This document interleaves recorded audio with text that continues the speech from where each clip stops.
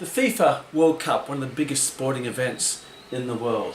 And I'm not a huge follower of soccer, or for those true enthusiasts would say football, but I certainly do respect and admire the skill and the level of fitness that these athletes have.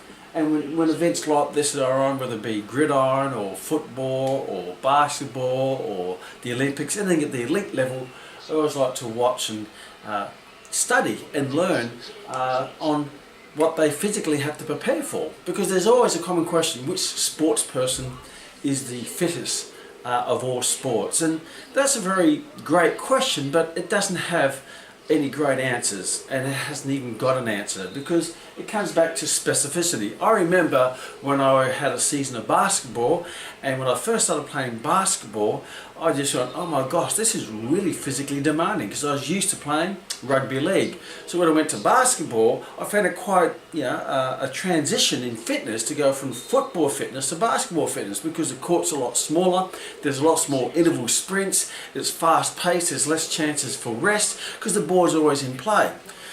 After I had a season of basketball, I went back to play rugby league, and again I had that same transitional challenge of, my gosh, this is really tough. I was really fit for basketball, but when I went and played rugby league, I found it quite hard at the start until I got specifically fit for that by actually playing the game.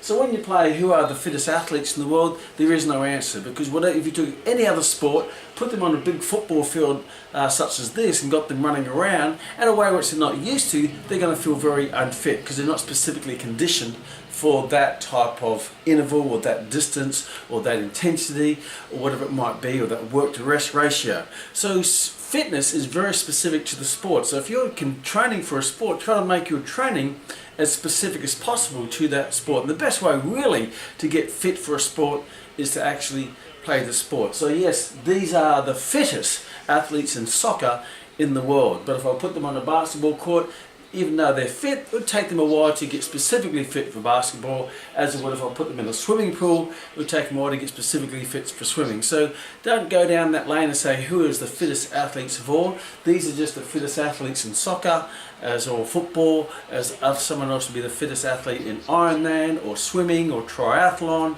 whatever it might be.